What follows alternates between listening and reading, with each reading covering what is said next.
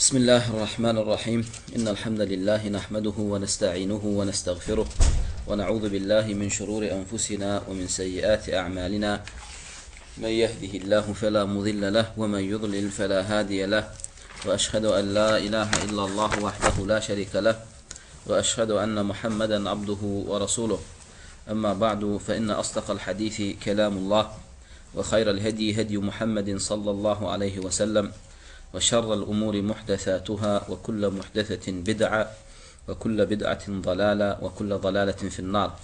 إن شاء الله تعالى بغشك دار تمل شيخ الإسلام محمد ابن عبد الوهاب رحمه الله إسلامي بوديان ذاتلر دين قطابي بونك ألزامرم باشنجي ناقض باشنجي دين بوديان عمل شو هذا كأغضل جقدات خايثم ملتبر مسلمان tapılsa şol adam dinden çıkya, ol adam hükmani surette tövbe etmeli bolýar. Bu näme? Qala rahimahullah şeyde diye: "Men abghada şey'en mimma jaa bihi ar-rasul sallallahu aleyhi ve sellem velau amila bihi kafara" diye.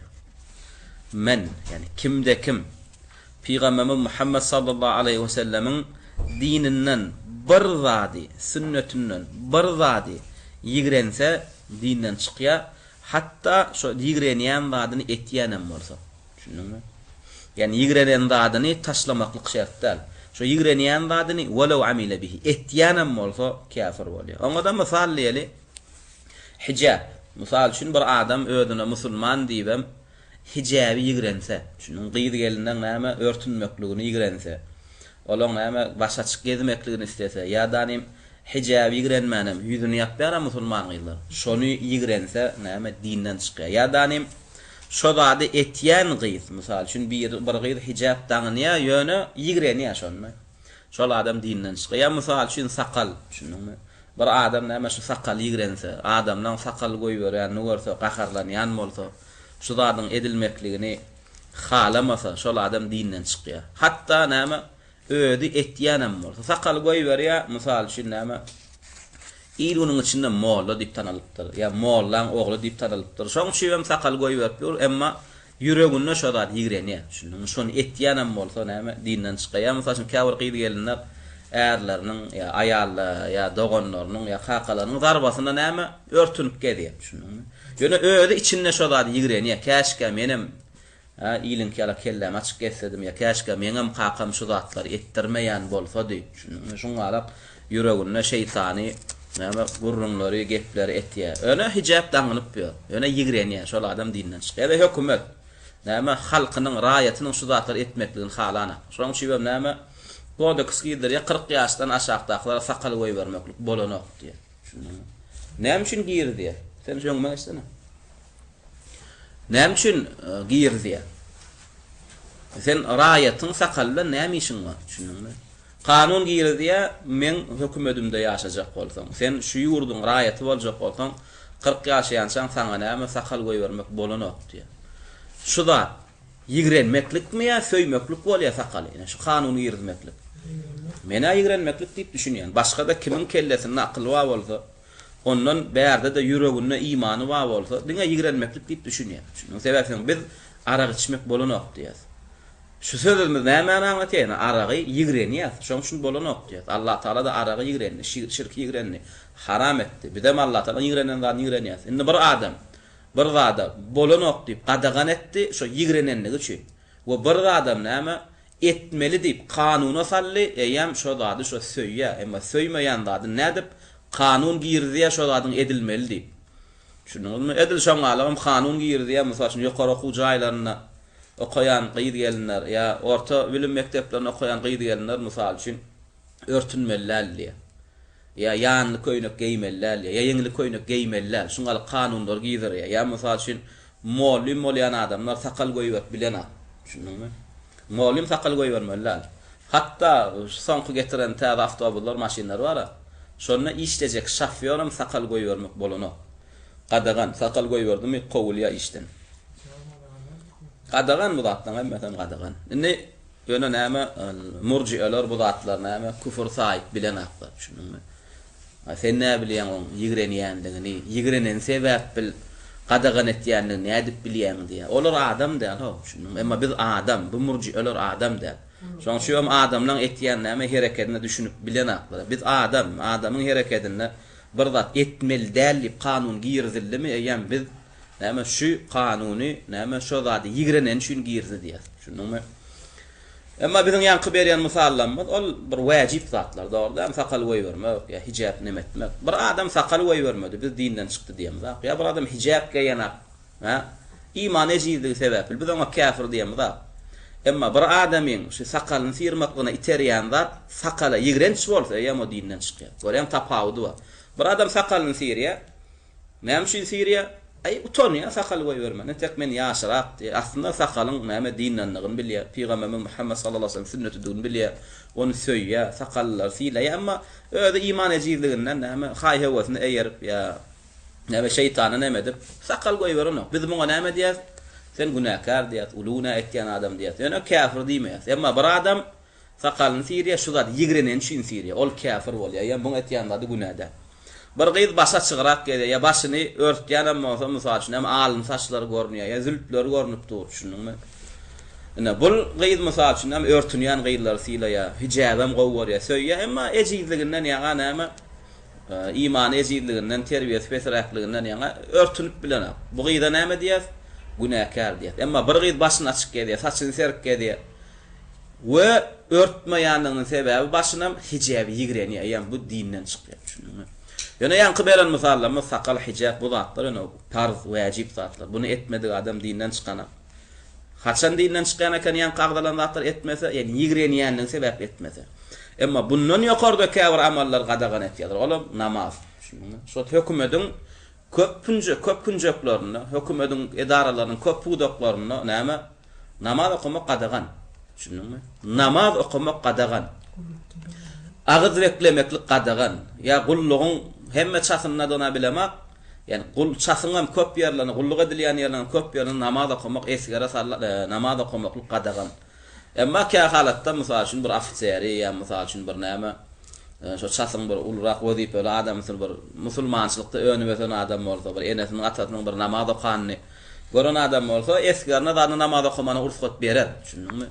Emma kanun esasında köp ýerde namaz okumaklyk gadagan. Peygamberimiz sallallahu aleyhi ve sellem'den näme bir hadis gelýär, ýani bir zaman ýalar siziň paçalaryňyz näme erwet bolar, dinden ýöremet, eýlen bilen. Şoňa gurrunlar edenden sahabalar näme diýär? Ya Rasulullah, biz oňalyk paçal zamana ýetsek, oňalyk zalim paçalar görsek, olaň garşyna gylyç bilen jihad etmälim diýip sowal berenlerine Peygamberimiz sallallahu aleyhi ve sellem näme diýär? Namaz okutýan bolsalar degmeň diýär.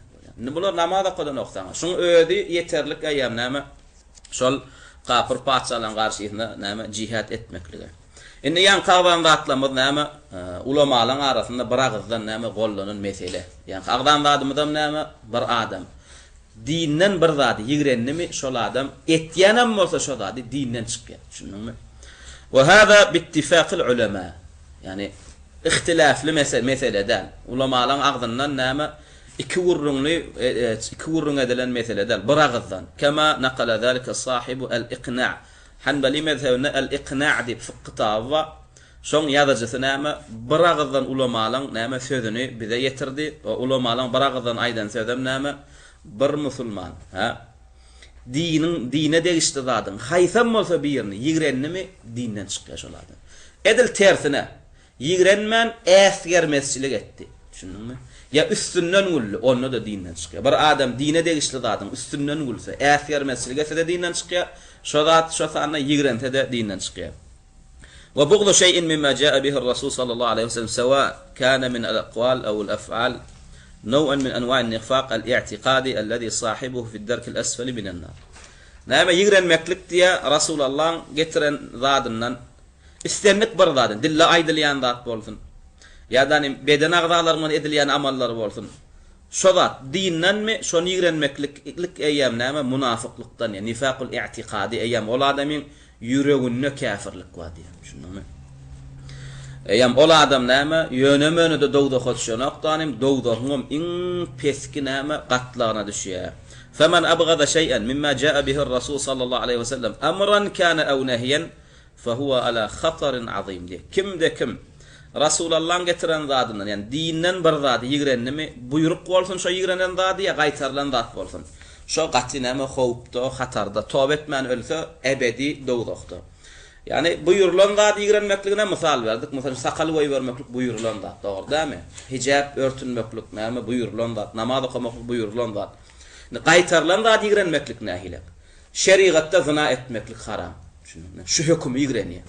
Bizde de näme halal bolaýmalar diýär İslamda. Şoň üçin näme İslamda zina etmeklik haram diýilen hüküm ýigrenýär. Dinden çykýar şol adam. Ya da İslamda arak haram diýilen zat ýigrense, ya da cihad etmekligi ýigrense, şol adam näme dinden çykýar. Hükmani suratda etmekligi buyurulan zat ýigrenmeklik dinden çykar ya. Emma gaýtarlan zat ýigrenmeklik näme dinden çykaran aktyp düşünmeliler.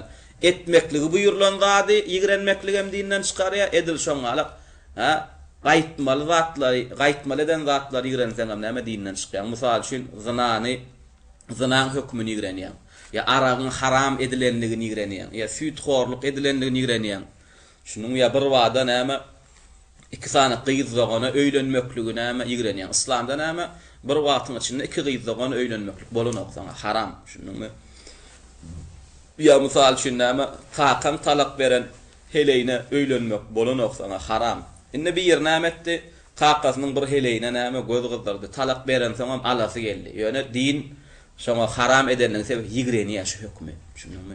Ya bir wada näme iki tane ayallagana öýlenmek istedi. Şeriatda da näme haram hükmeşdi. Ýigrenni soňa şu hüküm ýigrenni. Näme dinden çykýar.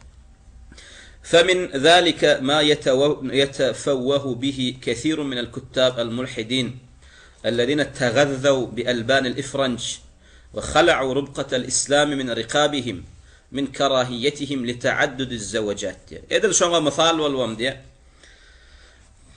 كابر ناما إفرنج دي يوروبيلر عربlar يوروبيلر ناما إفرنج دي ها يوروبولون Süydün şen käbir ateistler var diye. Şu ödün İslam'a yön kapıyorum. Yevreylen, Yevropeylen, Orslan, kafirlan süydün şen käbir ateistler var. Şolan ağzından käbir çykýan sözler var diye. Tefevvehu diýdigi fem fu ağzından näme çykýan sözler var. Olar dolu İslamdan çıkan adamlar diye. Hala'u ayırıp attılar bir gara diye. Olar İslam halkasının boynundan. Rubqatal İslam. Wa huwa halqa min unuqihim. Näme olar boyunlaryny İslam halkalaryny aýryp atan adamlar diýär. Näme sebäpden köp heleýilligi ýigrendiler diýär. Olar hakykatda näme İslamdan çykmaklyk bilen şäklenmediler. Erkeklik tebigatyndan hem çykdylar. Hey köp heleýilligi söýmeýän erkek barmy? Yani heleyi söýmeýän erkek barmy? Haýsy erkegiň ha 2, 3, 4 sanyk heleyinin bolmagyny isläne.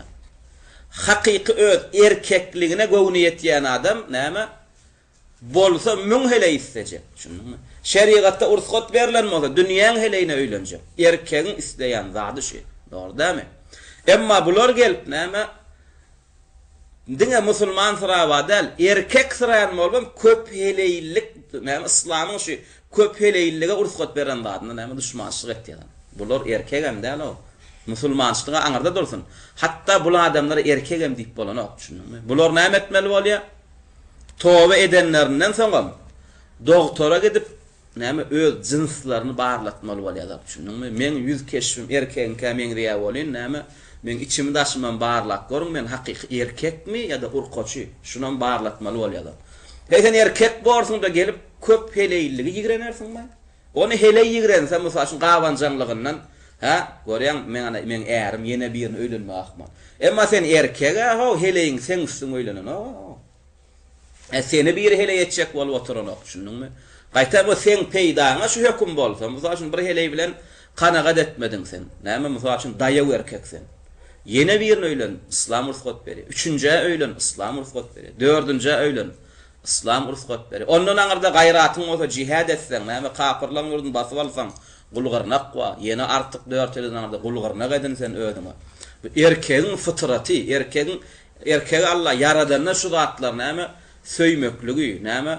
Söýýän edip yaratdy. Köp hele isleýän edip yaratdy. Şoň üçin Allah Taala näme?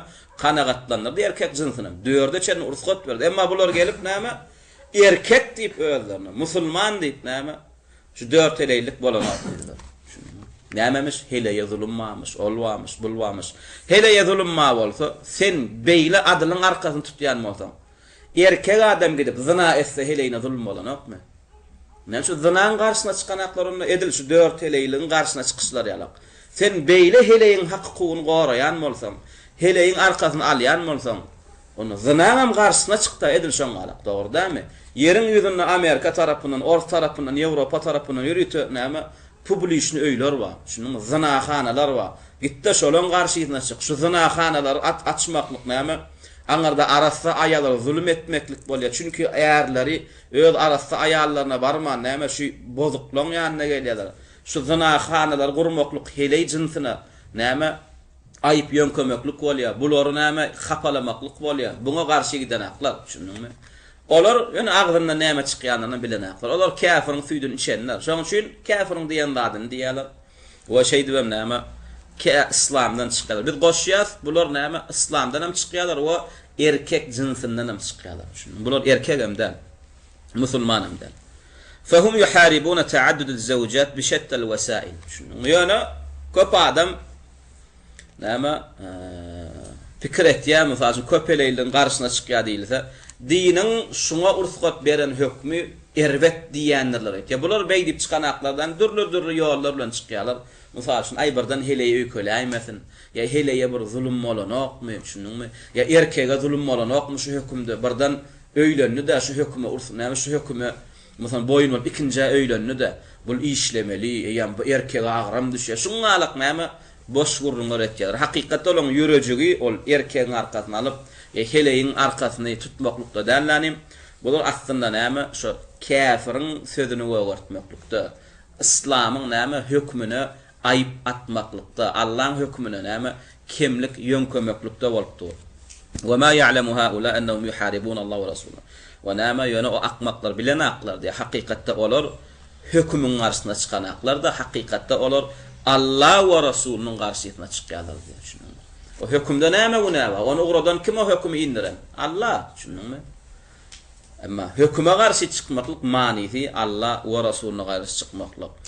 Ve annahum yarudduna ala Allahi amra. Ve gelen şeyde Allah Taala näme buyrugyny gaýtarýarlar. Allah'ın buyrugyny gaýtarýan, Allah'ın bir eden hökmüne ters çykýan, olar Allah we Rasulunyna garşy çykýan saýly. Allah'ın we Rasulunyna garşyna çykýanlar näme kafir bolýar. Ya kaya mesela kopayada yiren kim bolsa şo bolsun. Ya şu hökme ýok gawanmaklyk başga da. Mysal üçin näme käbir aýal maşgaly hakykatdan şu hökmi ýigren ýa käşke bolmadyk boldy şu hökm diýer. Şunuňmy? Ýigren şu käşke şu hökm bolmadyk bolsa şu hökmüň esasynda 4 heleylige İslamda ursgat bermekligiň sebäbini näçe heley dulganly, näçe öý ýykyldy, näçe çaga ýetim galdy. Şunuňmy? Şu hökm bolmadyk bolsa bu zatlar bolmazdy diýip şuňa alyp görünmäsi o dinden çykýar. Şunuňmy? Emma bir aýal näme? Teslim, Allah we Rasulunyň hökmüne boyun. Şunuňmy? İyil alsa, 4 dal ursgat berilen bolsa iyiliňär, müňün alsyn içi garaçylygym ýok diýer. Şunuňmy?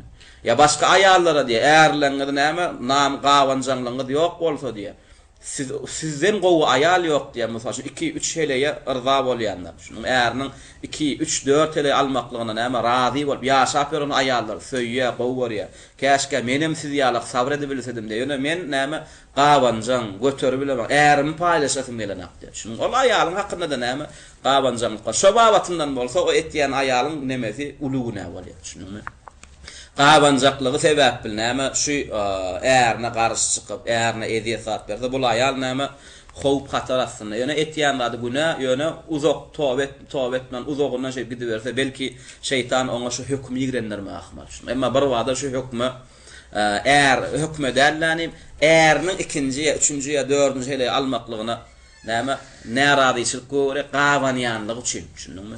Belki men oňşman olarlar, belki söýgüşär, belki aýrylyşar. Şu gurrunlar sebä esasynda näme äärine garşy çykýan bolsa, ol ulugyna düşýär. Emma höküme garşy çykdy, şunuňmy? Eýem o dinden çyky, erkek bolsun, aýal bolsun. Şunuňmy? Düşünmedingmi?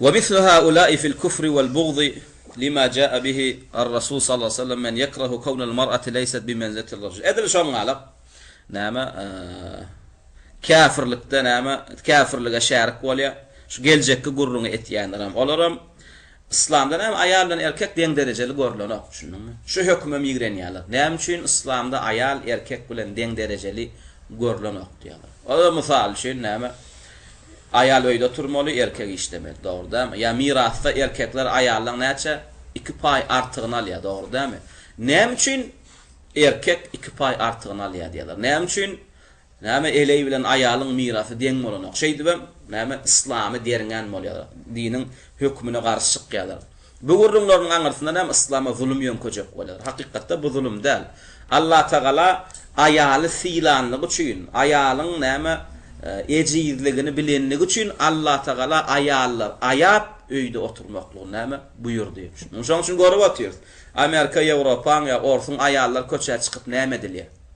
Amerikada, Ýewropada her ýarym sagatda näçe tane gyz zorlanýar. Emma musulman ýurtlarda şu Allah we Rasulynyň hökmü bilen ýaşap ýören musulmanlaryň ýurtlaryna yilla bir gyz zorlany diýip eşdilener. Yilla bir gyz zorlany diýip eşdilener. Sebäp diýsen musulmanlaryň gyzy Allahyň buyrugy ýalyp aýalyp öýde saklanýar. Emma kapyrlaryň gyzy näme erkeklerin deň saýylja kol köçe çykarylýar. Şoň Amerika, Ýewropada ýa orta ýarym sagatda näçe gyz zorlanýar. Her sagatda näçe gyz zorlanýar. Näçe gyzyň näme gyzyly kümüş ogurlanýar. Näçe gyzy näme zorlanjak bolup elini aýagyny döwýärler. Şunuňmy öldürýärler. Sebäbi olar erkek boljak bolar. Ayal garagy aqsada näme hili erkek bolup bilenak. We näçe aýaly erkek etjek bolsalar näme ayalyň özem erkek bolup bilenak. Şunuň ayalyň fıtratyny Allah Taala goýan itaat etmeli. Boyun bolmaly. Kime? Ärine. Şunuň ondan sen onu näçe erkek etjek bolay? Ol özü erkek bolmakly näme istänek. O näme istänem ayal. Edil şoň alak mirasda da erkege 2 pay berilýän sebäbi. Ayal birinjigen äre çykanda pul alyp çykýar. Şunuň ilkä öýüne oturýar. Şunuňmy? Iýjek işjek üstüne gelip dur. Geyjek üstüne gelip dur. We äre çykanna, durmuşa çykanna ýene pul alyp çykýar. Çykandan soň ýene iýjek işjek üstüne gelip dur. Şoň üçin ayallan kan ykdysady problemasy ýok. Şunuň esasy ykdysadyetden kösenýänler kim? Erkek. Çala aýagy ýöredimi eklenç etmeli bu. Ýerde etmeli bu. Mal bakmaly bu. Şunuňmy? Ejetine qaqatyna eklençine kömek etmeli bu. Gyýjyglarına teretmeli bu. Öýlenjek bolmasa ýene pul berip öýlenmeli. Şunuňmy? Pul berip öýlenen soň ýene eklemeli. Şunuň esasy ykdysady tarapdan, eklenç tarapdan agram kime düşýär? Erkege düşýär. Gyýzlar näme bir garybyrak maşgalada öňmesenen bolsa näme äre çykanda baýa ýa. Emma erkekler näme bir guruplara goýdanan bolsa öýlense käbir näme etýär? Garyp bolýar. Maşina almaly, öý almaly, heleyne teretmeli. O bennede näme heley bolan sebäpli dogurup ýatyr, çağalaryna teretmeli.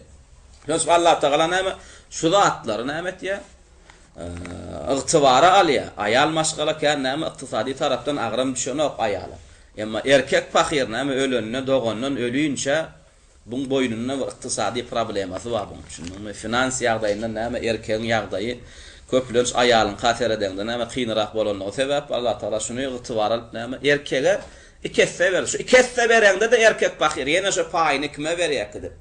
Ýene ýa aýalyna bermeli ýa çağalaryna bermeli. Şunuňmy? Emma aýal pul alsa, pul tapsa, ärinde näme mirasyn bir paý alsa da aýal köplenç kime siňdirýär şon? Özüne siňdirýär. Şunuň. Emma erkek 2 paý alýar diýilse, İslamda bu kafirler düşünýär. Aýalyna bir köpük berýän näler, çağalaryna bir gram zat dadyrýan näler düşünýär. Erkek pahyryň eline köpük düşse kime siňdirýär erkek? Şunuň. Bir wala galsa ýylyna ýetýär. Şunuňmy? Bir koyuna kol bul alansa öýlenen soň bolu ölüýünçe bir çalşyrlyk eşigi bolsa ýylla bir gerek eşigini çalşa ýa çalşana. Artan süýşen ýene kime siňdirýär? Heleyne çağalaryna siňdirýär. Emma heley benneder näme? Äärler 20 ýyltyrak geýsede näme artan süýşen ýene öýüne çylşaýar. Şunuňmy? Diňe näme öýüni bedeýär. Başga näme ýok. Şoň Allah Taala şu zatlarda näme erkegiň ýagdaýyny näme ygtybar alyp erkege mirasdan 2 pay berdi. Erkege berde mirasdan 2 pay berildi. Ayala bir pay verildi. O zulümden näl? O zulümde. Emma yankıyalık zatlardan sonra yeni ayalın ama mirasda erkege şerik etmeklik, ayalın payını erkek bilen denk tutmaklık.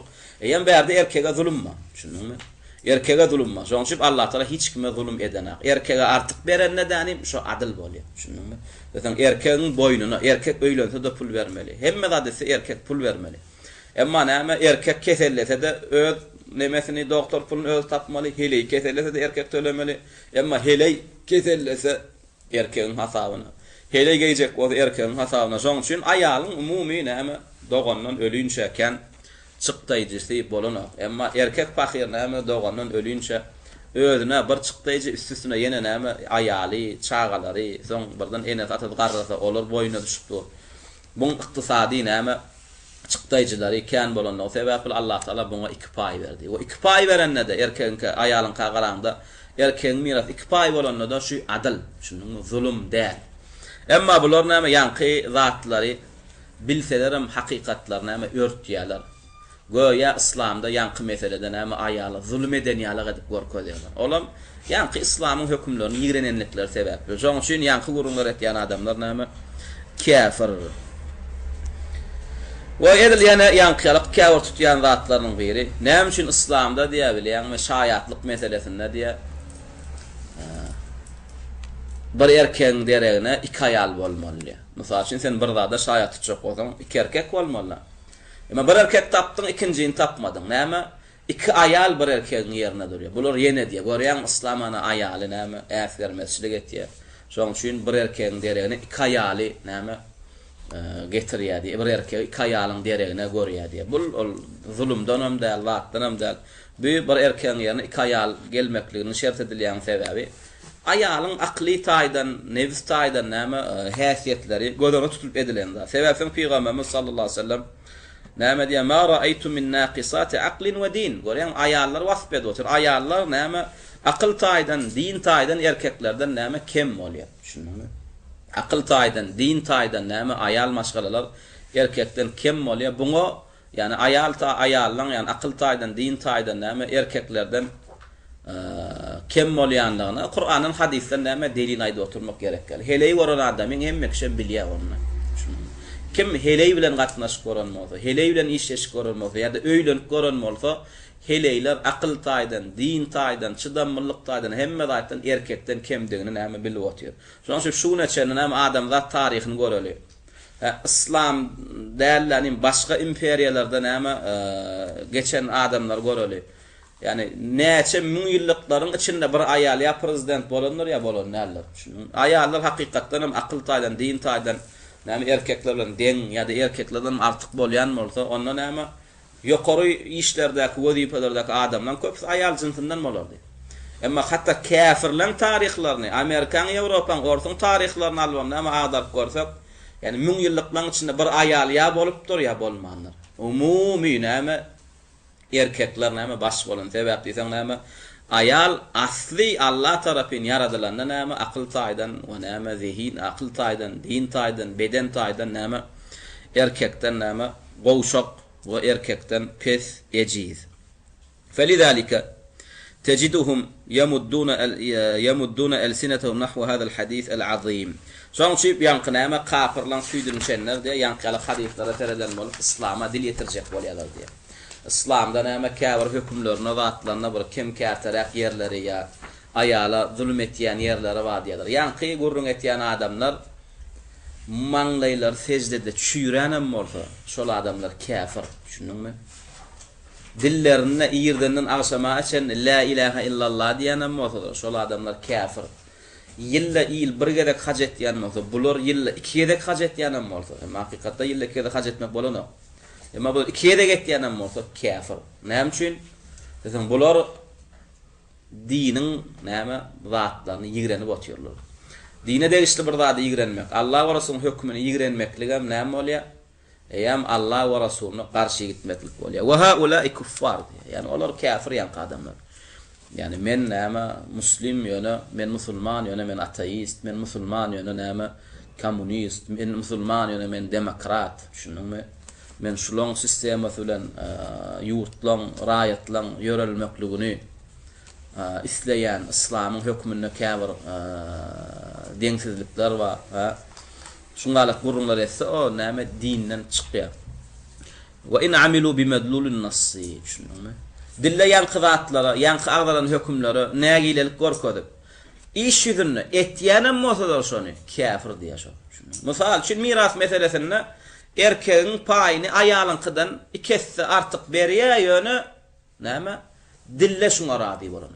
Sakalam goý berip ber, ýöne ýaşlan goý bermekligini halanap, düşündiňmi? Gyýdlaryň zatdan örtündirýärem, hijabam geýdirýär, ýöne ýürejigini käşke şu zat bolmadyk bolsat diýär. Kafir ol adam. Şunun ol adam näme musulmanlar. Fehum lem yestekmilu şuruta la ilaha illallah. Näme şu kafir diýdik sen bolar la ilaha illallah, la ilaha illallah sözünün haqqynda näme jemlenmeli şertlaryny bolar jemläp başarmadylar. Sen bizde la ilaha illallah diňe dille diýeniň bilen ýetenap şu dille diýilen la ilaha illallah degişli näme hak hukuklar we şertler we şu şertlerin hemmesini bir musulman näme ödüne jemlenmeli. Şu la ilaha illallah şertlaryny berem näme şu la ilaha illallah degişli zatlar söýmek. El mahabbatu lima dallat alayhi. Şu la ilaha illallah degişli zatly söýmek. Yani la ilaha illallah degişli zatlar diýilene näme gerýär? İslam dininiň hemmesi gerýär. Şunu şu la ilaha illallah İslam dinine girmekligiň gapysy. Şununmy? Yani şu la ilaha illallah diýdiňmi eýem sen İslama gerýär. İslama girenden soňra sen eýem İslama degişli bar zady sen söýmeli bolýar. Silamaly bolýar. Eýem sen İslama degişli käbir hökümleri, dinin käbir hökümlerini ýigrendiňmi? Eýem sen la ilaha illallah dille diýänem bolsaň, senin la ilaha illallah'a näme ygtybar ýok. Sen o la ilaha illallah göýe diýilmedik ýalam. Ve haula'i tayyib. Ve lizalika qala an-nabi sallallahu aleyhi ve sellem men qala la ilaha illallah khalisan min qalbihi dakhalal jannah. Ve ýa-ni diňe la ilaha illallah dille diýeniň näme yeterlik bolup duranok. Sebäbi Peygamberimiz sallallahu aleyhi ve sellem näme de kim la ilaha illallah'ni khalisan arasta min qalbi ýüregi bilen diýse diýe dakhalal jannah şo cennete girer. Yani ýüregi bilen arasta diýmeklik hem näme arasta ýüregi bilen diýmeklik. Yani sen şu la ilaha illallah degişli zatlar söýmeklik. La ilaha illallah degişli adam mumin İslama degişli zatlar. Inni kim amma yüreginden yüreği bilen la ilaha illallah diýmese, la ilaha illallah degişli käbir zatlar söýmese, silamasa, ol adam cennete girmeýär. Eýem yüreği bilen la ilaha illallah diýmän, diňe dili bilen la ilaha illallah diýip İslama giren adam kim bolýar? Munafyk bolýar. Şunuňmy? Şoňşy her bir adam näme öz la ilaha illallahyny näme täzeden derňek görmeli. Haqiqi yüreği bilen diýipdirmi bu ýa-da ýene dil üstünde diýipdirmi? Ýa-da dil üstünde diýen bolsaň sen munafyklaryň hataryndan çykanap. Şoňşy sen munafyklaryň hataryndan çykjak bolan hökmani suratda şu dille diýen la ilaha illallah sen manisyna düşünmeli, buýruklaryny etmeli, gaýtaran zatlaryny gaýtmaly, yüregiň bilen sen şu söz söýmeli. Şu sözü diýen adamlar, şu sözü göre ýaşaýan adamlar söýmeli, şu sözü degişli bar höküm buýruklaryň barsyny näme sen söýmeli. قال الله تعالى حاكما بكفر من كره ما أنزل على رسوله diye. Allah Teala näme höküm etdi. Näme diýip? Kafir diýip. Kime? Peýgamberine iniren zady ýigrenenlere. Görýän, biz ýa-ni sözüň kitabyň başyny, dersiň başyny näme diýip başladyk? Yani peýgambere gelen zadyň birini ýigrenen adam kafir diýdik, dogry dämi? Biz de ýa-ni birini kafir diýjek bolsa hukmany suratda şoňa Allah Teala kafir diýen bolmaly. Dogry dämi? Yani bizde usul ehli sünnet we cemaatda bir adama kafir diýmek, bir adama musulman diýmek, bir zada halal diýmek, ýa bir zada haram diýmek. Kimin haqqy diýdik? Allah'ın haqqy diýdik. Şoň üçin biziň hiç bir adama kafir diýmekligi ýa-da biziň bir adama musulman diýmekligimizde ýa bir zada buyruk, ýa bir zada gaýtargy, bir zada halal, ýa bir zada haram diýmekligi haqqymyz ýok. Şoň şu biz bir zada kafir diýjek bolsak, ilki bilen biz Qur'an, hadis agdarmaly. Şu zada Allah küfür diýipdirmi diýmänmi? Biz bir zada halal diýjek bolsak, hökman dinimize gaýtmaly. Dinimizde şu zada halallik gelipdirmi? Halallik gelen bolsa onu halal diýmeli. Haram gelen bolsa haram diýmeli. Biziň nazarymyzda şu küfür ýalyk, kafirlik ýalyk bolup görünýän bolsa, her bir adam näme özüçe çaklap aýyny bu kafirdirler diýmene haqqy ýok. Hökmani suratda biz dinimize gaýdyp gelmeli. Qur'an, hadis agdarmaly. Ulamalarning sözlerine, kitaplarına dönmeli. Şunumy? Bizim nazarımızda şu adamın etýän zady küfür ýalyk bolup görnäýse de dinine küfür saýlanakmy biz oňa kafir diýmäne düýbünden näme hak hukugumuz ýok. Emma ýanky ýalyk adamlara näme Allah Taalanyň özü hüküm eden kafir diýip. Bu Muhammed surasının 8-nji 9-njy ayatlaryna gelýär.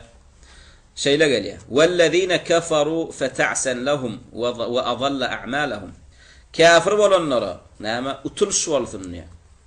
Wellezine kafaru fata'san lahum. Kafirlara utuluş bolsun. Kafirlara ökünç bolsun. Kafirlara gargys bolsun diýär. Wa adalla a'malahum. Wa olan amallarym näme zaya bolsun diýär. Wa adalla a'malahum. Olan eden amallarym puç bolsun diýär. Allah Taala görýärmi gargyslap başlady. Gönümel näme sebäpden olar kafir boldy? Onu aýtmakda ilki bilen kafirlara gargys bolsun. Kafirlaryň amaly puç biderek zaya bolsun. Olan amallaryň biderekdir. Görýärmi Allah Taala gargyslap başlady. Hem şu ayetde Allah Taala şu adamlar gargyslamaklaryň sebäbi hem bu adamlar gaty uluzat eden bolmaly. Gaty erwet günah eden bolmaly.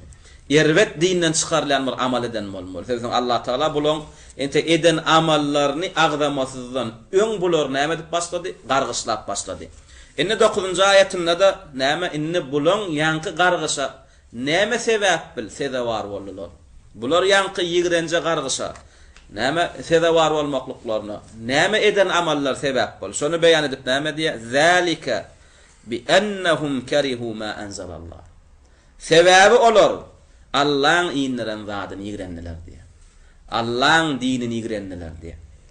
Fa ahbata a'malahum. Şeýdem olan bar eden amallarym puç boldy diýär. Sen bir adam Allah'ın dinini ýigrennimi eýem ondan öň näçe tagatlar edenem bolsa puç. Sebäp diýsen näme? İman eden günälerini döküşýärler. Küfrem nämetýär? Eden sogaplaryny nämetýär? Dökýär. Ýöne şu taýda bir açyklamalarymiz olam Allah Taalanyň dinini ýigrenenlikler sebäp bulara gargys bolupdyr diýen sözümizden düşünmeler. Umumy İslam dinini ýigrenmeklik diýip. Ýok. İslama degişli bir zady ýigrense de şu diniň barsyny ýigrenenýär. Yani din bütöwüligine tutulýar. Din bütöwüligine söýülýär. Diniň bir zady söýülip bir zady ýigrenilenär. Diniň bir zady tutulup eýleki bir zady näme taşlananär. Diniň bir zadyny taşlamaklyk, dini dogry taşlamaklyk düşünme. Diniň bir zadyny ýigrenmeklik, dini näme bütünlüğün ýigrenmeklik bolýar. Indi ýanky adam näme kalbyna ya dilinne dine degişde bir zady ýigrenýänligini aýtdymy, eşitdikmi? Indi şul adamynyň näme ondan soň eden ibadatlaryna biz seretmeýär düşünme. Ondan soň eýem bunu namaz okaýanyny göreli, ondan soň hac etýänini göreli bu. Ondan soň dawat etýänini göreli, ilim ýaýratýanyny göreli, sadaka berýänini göreli, sakalyny göreli, ağlap ýörenini göreli Allah diýlenni. Bu adam bary bider. Şunuňmy? Fa ahbata a'malahum. Bu tawba edip, şu ýigrenen zadyny, söýýänligini äşkar edip, İslam'a girbese bunun hiç amaly kabul bolamaz. Sebäpsiň bizde kaida bar. Olam näme? İmana girmeklik. Sen bar küfürüňi, näme? Günälerini döküşýärler. Edil kafir bolmaklygym sen bar sogawyny, tagatlaryny näme? Dökýär. Wallahu jalla wa ala ahbata a'malahum wa ja'alaha haba'an mansura. Şu ayetde habar berdi Allah Taala. Nämäni? Ahbata a'malahum. Olaryň amallaryny puja çykaranlygyny we olaryň eden sogaplaryny ýele sawuranlygyny. Sebäbi كراهيتهم ما أنزل على رسوله من القرآن الذي جعله الله فوزا وفلاحا للمتمسكين به. Sebäbi diýär. Olar näme? Peýgamberine inen näme? Qur'any ýigrendiler diýär. Diniň hökümlerini ýigrendiler diýär. Emma hakykatda şu Qur'any tutmaklykda nejat bady. Şu Qur'any tutmaklykda näme? Utuş bady. Allah Taalaň radyligi bady. Emma näme? Bular Qur'any ýigrendiler, dini ýigrendiler, dine degişli käbir zatlary ýigrendiler. El-mu'temirine bi emrihi, el-muntehine an nehyihi. Haçanna bir adam näme şu Qur'anyň buyruk zatlaryny tutsa we gaýtaran zatlaryny gaýdan bolsa, ana utmaklyk şonda bady, cennet şonda bady. Emma bular geldiler danim näme diniň käbir zatlaryny ýigrendiler. Ve kullu men kariha ma anzalallahu fa amaluhu habitun. kim bolsa şo bolsun diye. Dünýäwi gatlagyndan bolsun, dini gatlagyndan bolsun. Prezident gatlagyndan bolsun, işçi gatlagyndan bolsun. Waýanly bolsun ýa-da medeni adam bolsun. Dine degişli bir zady ýigrenimi şol adam kafir we bar amalan puç. Şunuňmy? Şondan soň ta kelimesini çöwürüp toba edip şo ýigrenen zadyny indi men ýalňyşypdyryn. Ha men şu diniň bir zadyny ýigrenipdir. Indi men toba etýän, men şo zady söýýän. Şunuňmy? Toba etýän, tobasyny yglan edip ýigrenen zadyny söýýänligini jar etýänçe şol adamyň namazy kabullan. Şunuňmy? Ne Peygamberimiz sallallahu aleyhi ve sellem öýde buyurup otýar. Sakalyňyzy goýberin, murtuňyzy sirin, mejuslara meňdemäň, ot parazlara meňdemäň, ýewreýlere meňdemäň diýip otýar. Rasulullah buyurugy dogryda. Indi sen gelip näme hak bilen kanun giýirdiň 40 ýaşa çenli näme Türkmen raýaty sakal goýbermek bolanokdy. Haýsy dine görä? Şunuňmy? Hem şuň öýde näme? Dini girenmeklik. Şunuňmy? Şuň öýde ýeterlik gow. Emma bu murji'ler haýsy dünýede ýaşap berler? Allahu a'lam. Haýsy dünýede ýaşap? Näme akla gulluk etýärler? Bir Allah bilýär. Wa in amila bima kariha. Şunu da näme gaty bek bellemeli. Şo ýigrenýän wadyny iş ýüzüne öýdi etýänem bolsa şo kafir. Şunuňmy? İş ýüzüne etýänem bolsa şo näme? Kafir. Sakally bolubam ýigrennimi şol adam kafir. Hijably bolubam hijab ýigrennimi şol adam kafir. Allah we Rasuluň hökmü bilen hökümlün. Kafir meselede Allah we Rasuluň hökmüni ýigrennimi şol adam näme? Kafir. Zaten Allah Teala näme? Muhammed surasının 28. ayetinde şeýle diýär. Zalika bi annahum ittaba'u ma asqata Allah ve karihu ridwana fa ahbata a'malahum. Allah Teala olan amallaryny puç etdi diýär. Sebebi olar Allah Teala'nın ýigrenýän amallaryny etdiler we Allah Teala'nın razy boljak amallaryna näme? Ýigrendiler diýär. Şunuňmy? Zalika näme şolar kafir boldy. Zalika yani sebäbini aýtýar. Olan kafir bolanlyklarynyň sebebi. Olaryň amallarynyň sogaplarynyň puç bolanlyklarynyň sebebi bi ennahum ittaba'u ma asqata Allah. Olar Allah Teala'nın gahary geljek zatlaryny eýerdiler diýär. Allah Teala'nın gazabyna sezewar etjek zatlary etdiler diýär. Ve karihu ridwana. Ve näme Allah Teala'ny razy etjek amallaram ýigrendiler diýär. Ve karihu ridwana diýdigi, ýani sen bir amal edende Allah senden razy boljak. Şo amallaram ýigrendiler diýär. Beýle eden adam onda näme bolýar? Fa ahbata a'malahum. Olaryň amallary puç bolýar. Şunuňmy? Inna Allah Teala'nın razylygyny sana indirjek amallar näme? Allah Teala'nın dini. Şunuňmy? Allah Teala'nın Kur'any, hadisi bilen ýöremeklik. Allah Teala'nın näme? Gazabyny indirjek zat näme? Kur'an, hadis taşlap, näme? Kafirler tarapyndan ýazylan hökümleri näme? Öýdüňe höküm edip almaklyk. Indi sen näme? Kur'an taşlap, hadis taşlap, İslam dinini taşlap, sünnet taşlap, kafirlaryň näme? Hökümlerini hökümlenýän ýa-da näme? Dine ters gelýän adatlara, däp desturlara göre ýöreýän. Aýam sen näme? Dinden çykýan we etýän amallaryň puç bolýar. Ve hada min a'zami ma yukhifu al-muslima an yakuna karihan lima jaa bihi ar-rasul sallallahu aleyhi ve sellem. Şu ayetler, hadisler diýen näme? Musulmany bir gaty gorkudýan ayetler, hadisler diýär. Näme bolmaklykdan Peygamberimize gelen zadyň birini ýigrenmeklikden. Bir musulman adam Peygambere gelen zatlaň Peygamberimiň getiren dininden hiç bir zady näme ýigrenmeli däl. Ve qad yakunu hada fi an-nafs ve la yash'uru bihi illa ba'da burhatan min umrihi diýär. Ka halatda kawir adamyň näme yüreginde diniň kawir zatlaryna ýa dine ýigrenç bardygyny ödem duyman bilýär diýär. Şunu bir näçe wagtdan soň ondan näme bilip galýa ödi.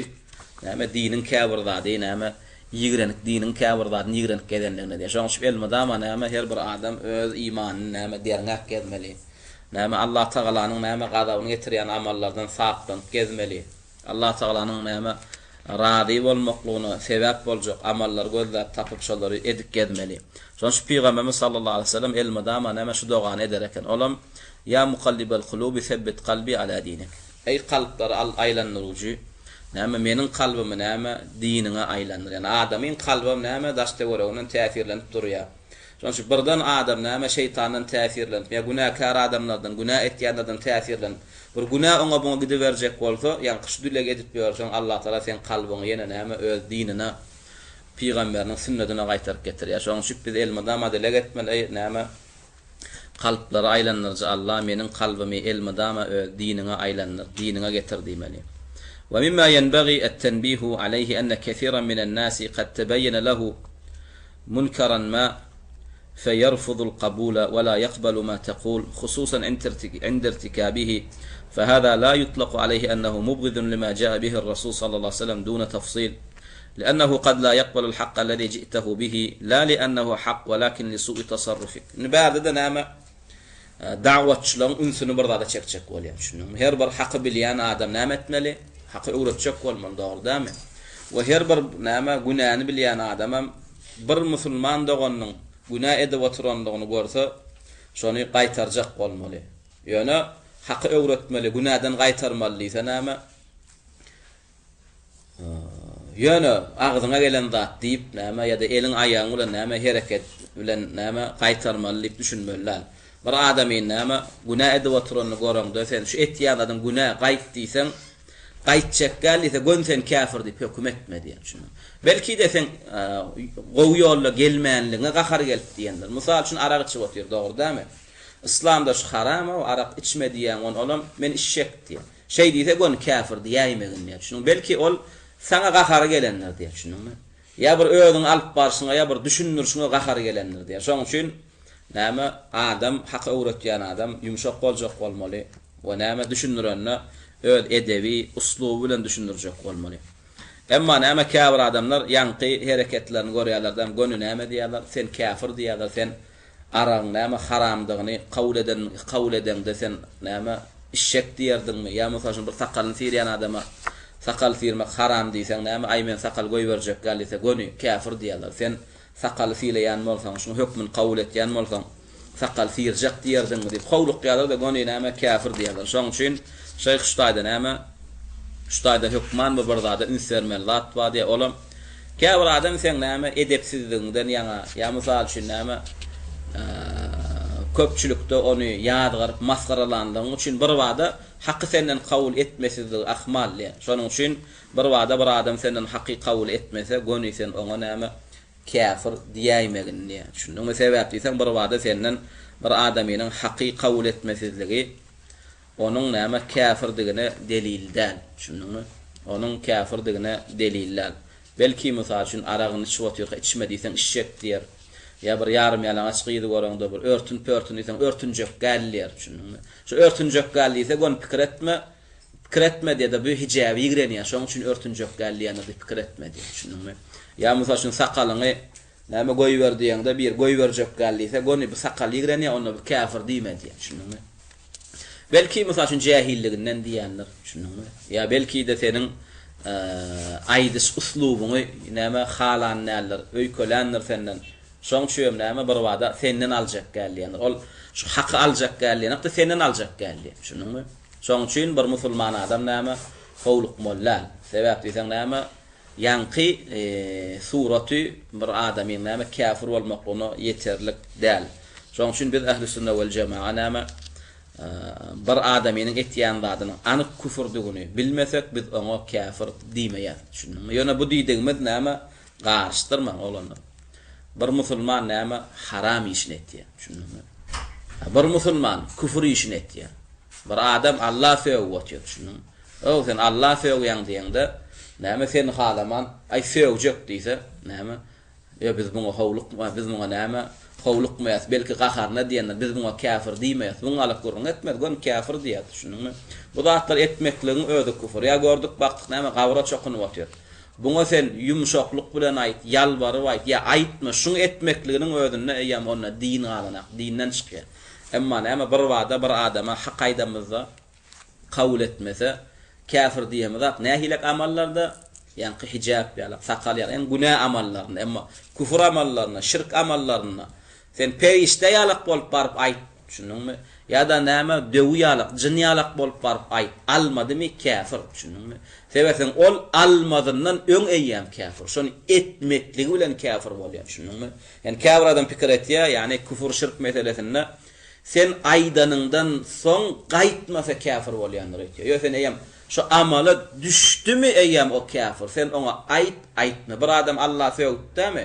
Biz şoň söýgünni bileli bilmeli o eýem näme şu amaly etmeklik bilen, şu söz diýmeklik bilen näme dinden çykýar. Emma bir adama näme kafir diýmeklige howlukmaýas, nähile halatlarda, yani ulu günah meselelerine zınada tuttuk. Zina etmedi, zina etjek diye. Düşündüňmi? Buňa gönü sen onu kafir diýip bilmeýäs. Belki de näme sen bir zadyň halan näme, düşündüňmi? Ya da belki de näme bir şeytana öýdün oýdanyndan, nefsine wasy bilen näme. Oňa kafir diýmeýär, düşündüňmi? Emma bir adam ýen gördük, gabra sejdede oturýar.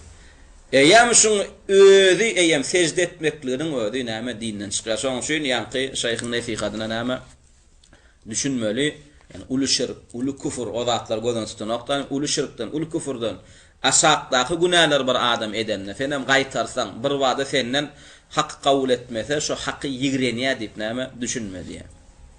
Şunukdamy? وإلزام هؤلاء بذلك يقتضي إخراج أهل الكبائر من الإسلام. Görýärmi?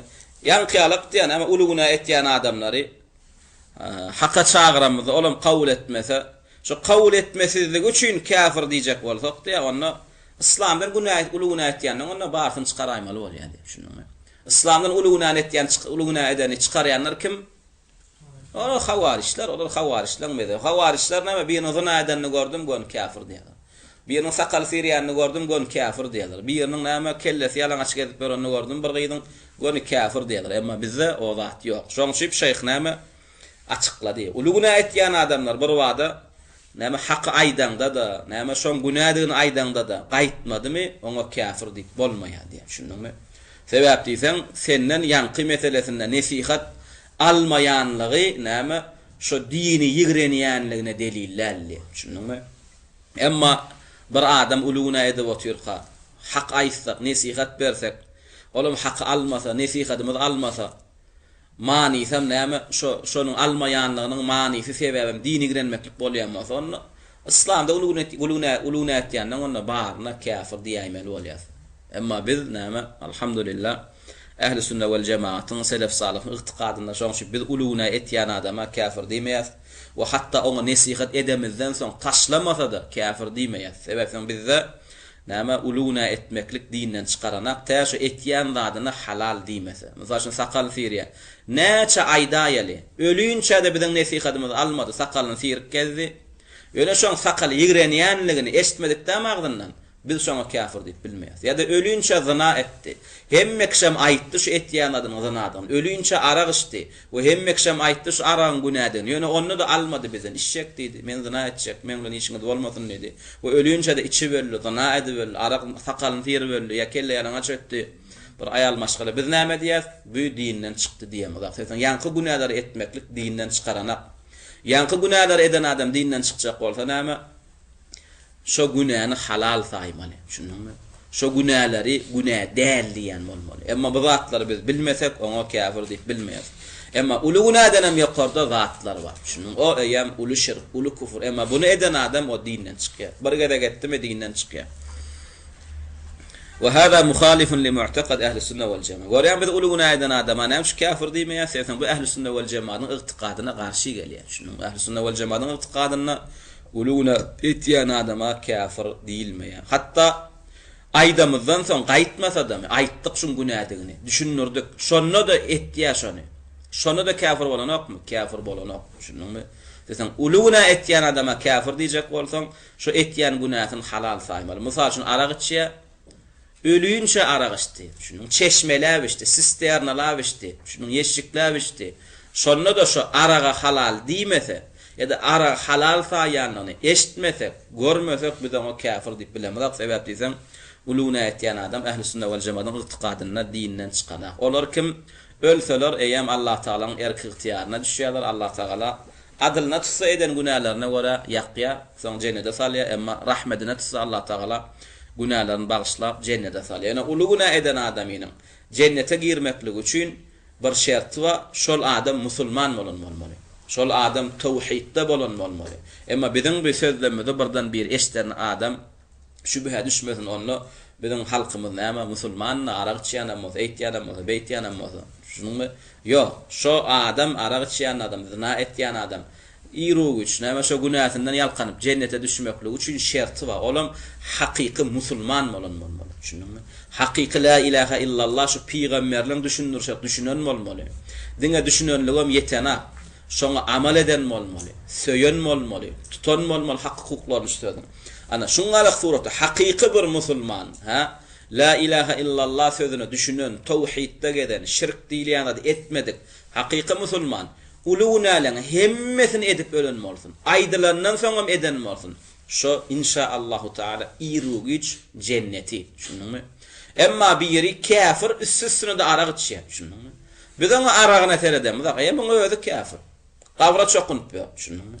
Alaja çokunup ber, gözmonçuga çokunup ber, öwliýalara çokunup ber. Allah bilen arasynda araç tutup ber, tewessül tutup ber.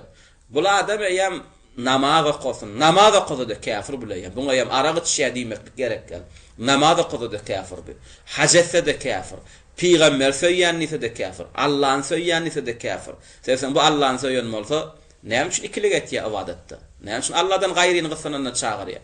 Peýgamber söýýän bolsa, näme üçin peýgamberiň sünnetini tutman, sopy pirleriň sünnetini tutýar? Näme üçin peýgamberiň sünnetine göre namaza goman, tariqatyň ýoluna göre namaza goýar? Bu eýem näme Allah'ny peýgamberini söýýän diýen näme sözünü bir yalançy bolýar. Bu hakykatan Allah we Rasulunyň söýýän bolanny bir Allah ibadet ederdi we näme peýgamberiň sünnetini tutardy. Şunukdamy? Yani ähli sünnet we cemaatın itiqadyna uluguna eden adama kafir diýmeýäs we o ýyrugy üçin inşallah cenneti diýäs. Yani şerti şu uluguna etýän adam eden günäsin halal saýmalar.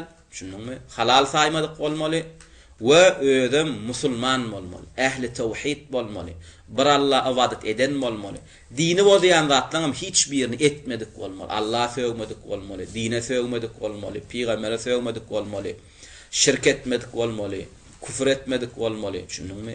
We onuň aňyrda da bu dol kafirler ýigrenýän bolmaly. Şunuň Allahdan başga ibadet edilýän zatlaryň hemmesinden sap bolmaly. Allah'ın hükmünden başga yöredilýän hükümleň barsyny ýigrenýän bolmaly. Küfür saýmaly. Şunuňmy? Ana şu halatda näme ölen musulman ana eden günäleri näme şirkden küfürden aşakda bolsa onu näme cennetten alyp galyp bilmeýär. Şunluklanam inşallah şu kitapdan şuňky aljak dersimiz tamamlanýar. Olam näme diýdik gysgaça yani dine degişli bir zady ýigrenmek, Rasulullah'ın sünnetinden, Allah we Rasulunyň hükmünden bir zady ýigrenmeklik näme dinden çykarýar. Hatta şu ýigrenen zadyny soň edibersin. Şunu ýigrenmi eýem şu kafir. Edibersin kawullal bar amaly puç. Şu ödem tawba etmän ölse ömürlük cehennemi dowdahy. İnşallah geljek sapakda da näme aljamyt dini bozayan zatlaryň 6-njysy olam kimde kim görýän dine degişli zadyň bir ýeriniň üstünden gülse. Şunu dine degişli zatlaryň üstünden gülse, namazyň üstünden gülse, peýgamberiň üstünden ýa perişteň üstünden gülse ýa-da bir sogap edilse, bir tagat edilse, näme şunça sogap beriljek. Ya bir günah edene şunça azap beriljek. Şuňalyk näme Allah tarapyndan beriljek sogabyň üstünden. Ya da näme Allah tarapyndan beriljek bir azabyň üstünden gülse, umumy diniň üstünden gülse, dine degişli zatlar äfir mesele gelse, näme şulardan dinden çykýar, onam inşallah taala geljek sapaklarymyz alar. Allahu taala a'la ve a'lam.